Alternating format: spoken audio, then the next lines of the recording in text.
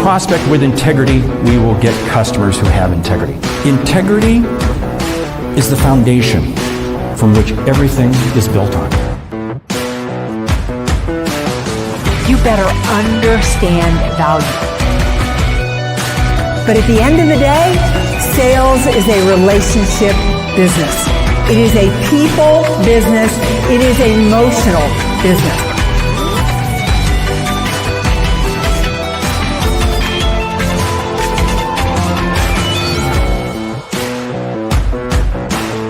This is Sales Logic. Sales Logic. It is 8 a.m. Saturday morning if you're on the East Coast. If you're hanging out with Mark, it is just 7. And if you are joining us from Pacific or somewhere else in the world, well, thank you for being here. It is time for Sales Logic, the show where we dive into the strategies, everything that you need to know to sell more effectively. Mark, we got a good show today, don't we? We do. We're going to be talking about how to handle unrealistic sales quotas. Now, hey, whether or not you're part of a sales team or an independent producer, this is going to be a show for you. Hey, our lightning round, top 10 client acquisition strategies. Hey, the two fit together, right? So let's unpack. How do you handle an unrealistic sales quota? I can't help but think all the companies that are announcing their quarterly earnings and they're saying, we are foregoing forward guidance. You know, even companies are saying, we're not going to tell you what's going to happen because we don't know. So, wow, unrealistic sales quotas. Should we join? Should we just say, I don't know what I'm going to do? I don't think it's going to work. You know, this question came about from a listener because I had put a poll out there saying, I forget the percentage now, but pretty much most people miss their sales quota. It's unbelievable how much we miss our sales quota. And I had asked the reasons why. Is it bad coaching? Is it lack of training? Is it, you know, something going on in the economy? Or is it unrealistic sales quotas? And the biggest piece of feedback I got was unrealistic sales quotas. So Mark, I want to start there. Do you feel like sales quotas are unrealistic? Well, I think they are because what happens is they get built top down. In other words, the company puts together, these are the earnings, this is the numbers we got to do, and we just start dividing it down.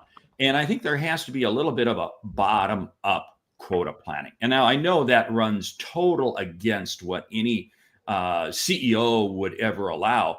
But to a certain degree, you got to understand what's happening out there in the marketplace. So I think there's a convergence of the two that has to occur that doesn't occur. So yeah, I think, you know, sales quotas are getting more unrealistic. But here's the thing that bothers me.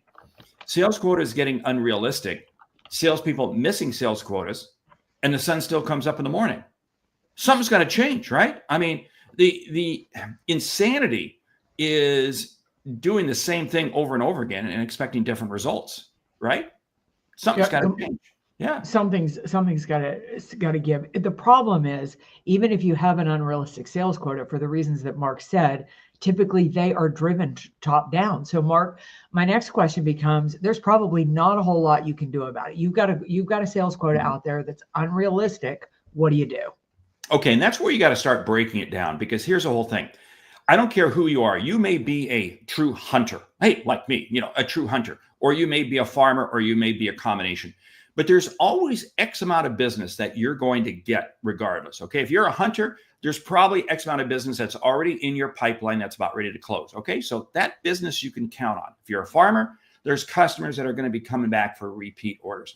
So what you've got to do is you've got to start breaking your business down to begin looking at what is the incremental piece that I have to attain. Where do I need to focus my attention? If nothing else, that should give you a sense of relief that the number is not as big as it is. It's something smaller. That's where I have to begin focusing my effort. And then I begin to develop the strategy. What do I need to do to close that gap? Yeah, this is such a good question here from our friend in France. He says he's in the janitorial services industry. Even 1 to 2 meetings a month is rare. How can I set realistic goals when deals take time and results are slow to appear? Well, this comes back to this whole thing that I'm saying that, you know, we used to say that a 3.5x pipeline was pretty okay. You know, in other words, if you could have a pipeline 3.5 times the size of what you needed to achieve in your quota, you're okay. I think we have to go to a 5x pipeline because there's instability in the business. And we may even need to go to 6x. Now, what's going to compound again, I think this is certainly for you, Pierso, it's taking longer to make decisions. So in other words, what happens is a buying cycle that maybe used to be 2 to 3 months is now 4 to 6 months, which means we have now doubled the amount of stuff we have to have in our pipeline. That means organizational skills and time management are more important than ever. But go back to Pierso, you've got to be getting more touches out there at the top of the funnel. Again, your challenge right now is probably at the top of the funnel. You got to get more highly qualified leads in there to be able to get more meetings. Yeah, I'm also going to push back a little bit that this is a limiting belief, is that your industry standard is a limiting belief. You look at what Mark and I do for a living, and the scale of what people earn a year and what people earn, it's massive, right? It's all over the map. And so, here's the beautiful thing about slow decision making. You have more time to make sales calls. I mean, I was just going through my pipeline this morning and I was like, I got to follow up on that one. I have so many proposals out there that have not moved and I need to follow up on them. But at the same time, I'm not drowning in delivering work, right? So I have more time. I have far more time to call. And even when decision making is slow, I'm going to do a lot of stuff now that when the marketplace shifts and decision making starts to speed up, the fruits of that labor are going to come in. Oh, without a doubt. Hey, our good friend Bryn jumps in. She says, I want to know, was it based on forecasted growth, investor pressure, or internal stretch goals? This goes back to, hey, how were unrealistic sales goals established? And that's the thing. Many times it's a combination of the three. I mean, I see this all the time. Forecasted growth and invested pressure, that's the same thing. I mean, I see that all the time in investor-led organizations. Fact comes back to, if you're the salesperson, or if you're even the solo producer, you got to put food on the table. You got to make your number. So again, I'm going to come back to and pick up on what Mary said, limited belief. I think that's so true. So many people, well, this is all I've been able to achieve. Maybe you need to get the quota completely out of your mind. And completely. Again, go back to that book, 10x is easier than 2x. Wow. There's a mind blower. I love what John is saying here. Good organizations involve sales professionals in the forecasting and build quotas from that. The challenge is most don't. Most is it's the CFO, the CEO sitting at the table because of what Bryn said right down here. I'm working with 2 companies right now that, Bryn, I can tell you flat out, it's investor pressure, which is causing internal stretch goals. And the sales professionals are completely out of control as to what happens. So we did a lot of what Mark just said. And I do this in my own business. I think my sales quote is a little bit unrealistic. I don't think it's a little bit. I think it's completely unrealistic. But I keep it there because it drives my behaviors at a whole nother level. And you know what? I'm producing more than I would if I set a realistic sales goal. So I keep my sales goal a little unrealistic in my own company just to push me to another level. And when I push myself to another level, guess what? I can accomplish that. Hey, Bill King is jumping in with a great question here. He says, for long sales cycles, you have to set milestone goals for deals. Hey, I want to pull this apart because that's a key piece. Many times what happens is you may have an unrealistic sales goal. If you are focused on that unrealistic sales goal, you're never going to achieve it. But if you break it down into smaller pieces that you are going to achieve today, you're going to achieve this week, you're going to achieve this month. This comes back to Bill's comment. Milestone goals for deals. That's exactly the case.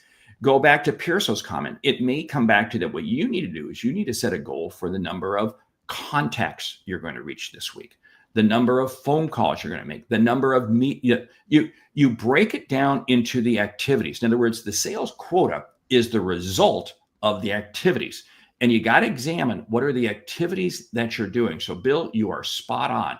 You have to break it down. That's how you keep salespeople motivated. That's how you keep them in the game. If you allow them to have a number that they can achieve in a daily, weekly process, and then amazing, it compounds itself and you get yourself closer to achieving that sales quota. Yeah, I heard. I was listening this week to an interview with Howard Schultz, the CEO of Starbucks, former CEO of Starbucks, and he was talking about the fact that when he left the company and came back in because the company was in the tank. I mean, I think they were within 7 months of being insolvent. Starbucks, 7 months, and he said that he had to get in front of all of every single person that worked at Starbucks. So they in New Orleans, they got the stadium, and he had 10,000 people in there. And what he did was he looked at what they needed to achieve and broke it down that they needed 10 new customers in every single store. And that became the achievable, and Mark, that became the achievable milestone. Like the number looked so big, but if each one just got 10, then they could move. And he said they left that stadium so pumped and so excited. So when you break it down and you think, gosh, I've got to achieve this, but maybe it's just one new one a month. Maybe if I did 4 more sales calls, I could get there. I thought that was so incredibly powerful. I've stolen it. I've talked to every single client I've had this week about what's the number you've got to hit, and let's bring it down to the tiny piece. That is so key. And of course, I'm doing my part because I drink a lot of Starbucks Yeah, every you day. do. I'm holding up a Starbucks cup right now for those of you who are only watching the audio. Anyway, here's the thing. When you break it down into smaller pieces, and I've talked about this book, one of my favorite books, Atomic Habits by James Clear. It's you break it down and you create stackable habits. This is how you're going to make your number. I mean, you have to understand what are the nuances that go into the sum of the total of what you're trying to produce.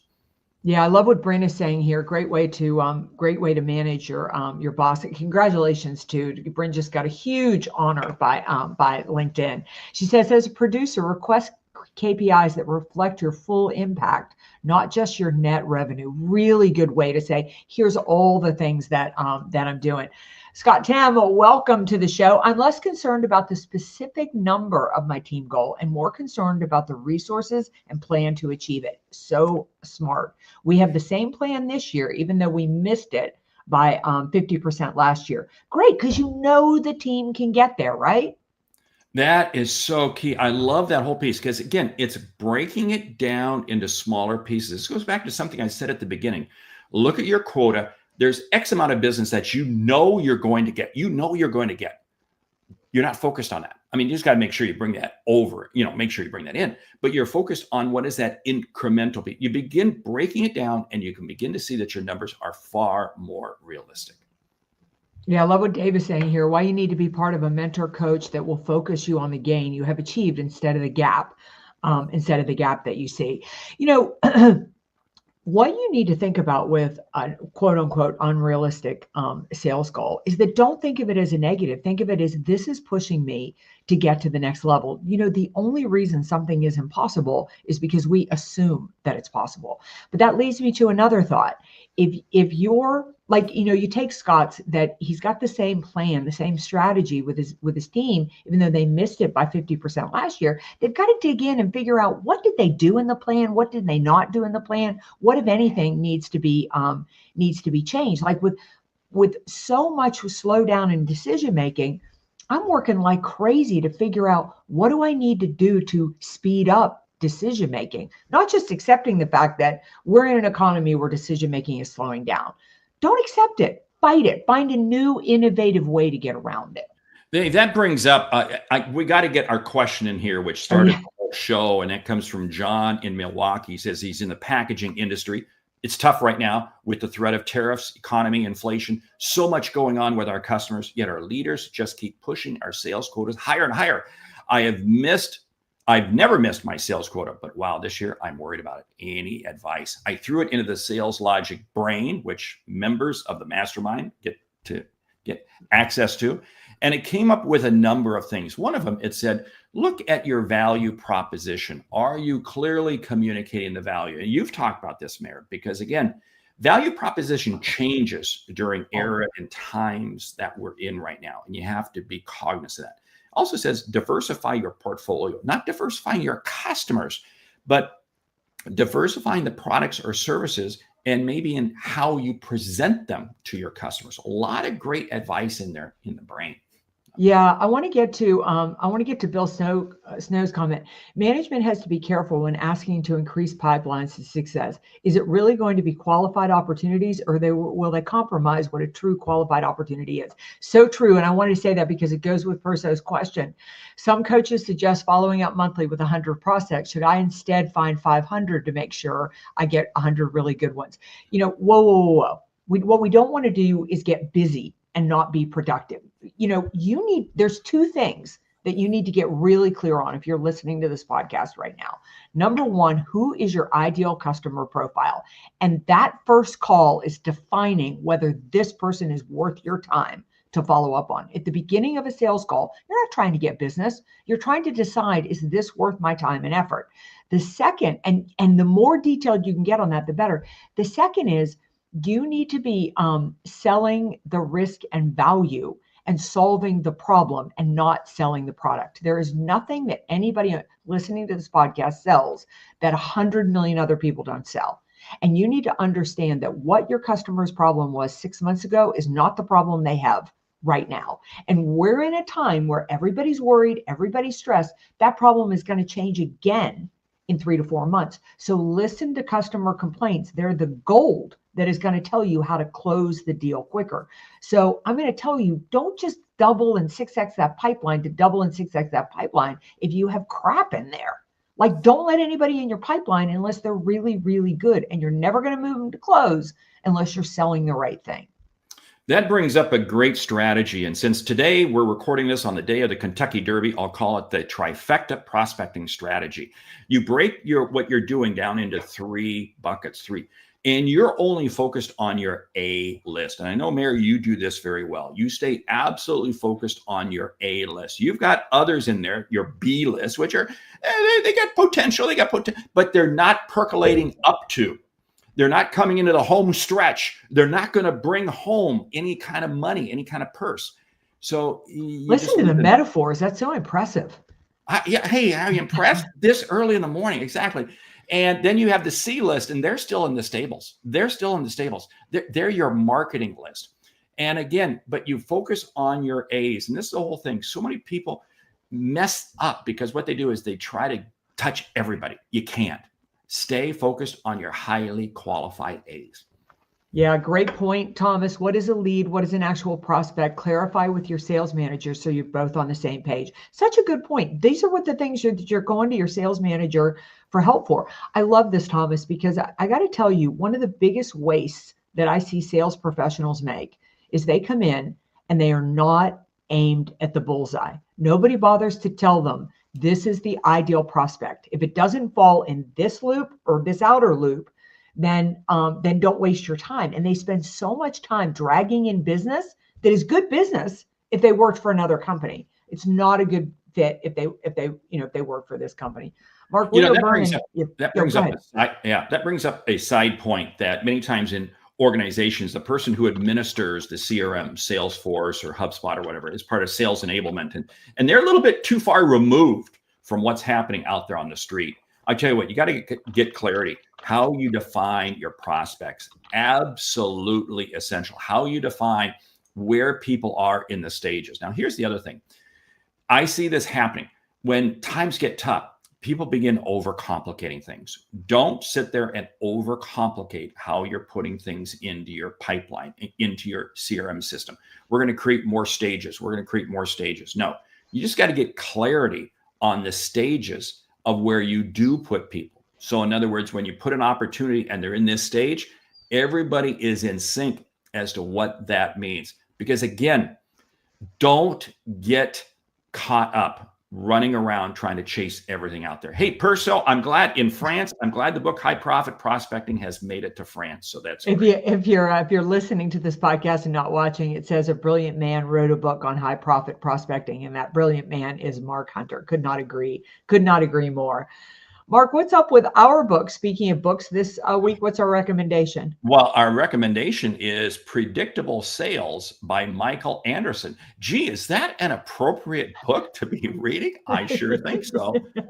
Yeah, it's how do you make it's almost like, how do you make sales consistent? How do you make it this repeatable process where you're constantly bringing in business.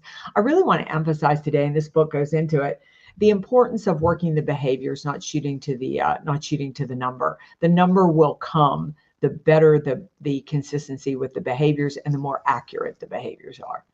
Oh, that's so true. That it got to go through the steps. It's just like if you golf and you're passionate about golf, your golf swing is not going to be right unless you've spent time working on each element, each part of your golf swing. So anyway, hey, are you ready for the top 10 client acquisition strategies? Yeah, it's our lightning round, right? Yeah, ready. But you know what? Didn't we have a great conversation last month with Mike Weinberg in the sales? Yeah, if you joined us for the Sales Logic Expert Exchange, it was fantastic. Mike Weinberg is just brilliant. A lot of really, really good strategies. And it was super nice that he spent an extra, 20, 25 minutes with our mastermind answering their questions and going into the details there. So it's great. You can jump out to saleslogicpodcast.com, the page, the website, and sign up for next month. Carson Hetty is going to be with us. Every month we have somebody brilliant. Okay, back to top 10 client acquisition strategies. You're on the clock. Go. Number one, I would say your top client acquisition strategy is to ask for referrals. Number two, focus on business within your existing customers. There's other contacts, other divisions, other people you can be reaching out to. Yeah, I would say, Bryn will love this one, but LinkedIn for me is one of the most powerful ways that I acquire clients, either increasing my visibility on there or doing warm outreach, making sure that people I call on, I'm connected with them. I comment on their posts. And that means going back and reaching out to people who are in your CRM system, but you haven't talked to in ages. There's business out there, old customers, reach back out to them. Yeah. I would say number five, look at creating alliances with people who do what you do, who either, for Mark and I, it's easy. We're competitors, but, honestly, when he finishes speaking, he could recommend me, vice versa. But sometimes you have to do it with non-competing businesses. And I'll tell you what, with that, what you do is you got to stay focused. Stay focused on what it is that you do and do it well. So it makes easier to refer you for other people. Yeah, number seven, I'm going to say testimonials. I think we really underestimate the importance of social proof. Oh, I love that. Hey, and next one, I don't know if this is number eight. Number eight. Yeah. Know the customer's needs, because again, if you're not out there serving them, helping them, you really will never understand what their needs are. Yeah, number nine, if you want to get more client acquisition, follow up. The sale always happens in the follow-up. And number 10, attitude drives everything. It is amazing how your attitude going into any conversation predetermines the outcome you're going to get. Hey, what a great show we've had. What a great audience. Thank you so much. Hey, with that, we want to say thank you for listening to Sales Logic. If you like what you hear, subscribe, rate, and review the show on your favorite podcast app. Something you've said has earned you $1. Consider telling a friend about our show, because it's how we grow when we help you grow. I'm Mark Hunter. And I'm Meridith Elliott, Powell. Remember, when you sell with confidence and integrity, all of this uncertainty suddenly becomes your competitive advantage. And the sale becomes logical. All right. We're looking forward to having you in the Sales Logic Mastermind. Go to saleslogicpodcast.com. And always, if you want to be featured right here on Sales Logic, and we would love to have you featured here right on Sales Logic, enter your questions. Tell us what you want the show to be about, because we're here for one reason, and that is to help you sell more effectively. All right. We'll see you right back here next week, 8 a.m. Saturday morning for another episode of Sales Logic.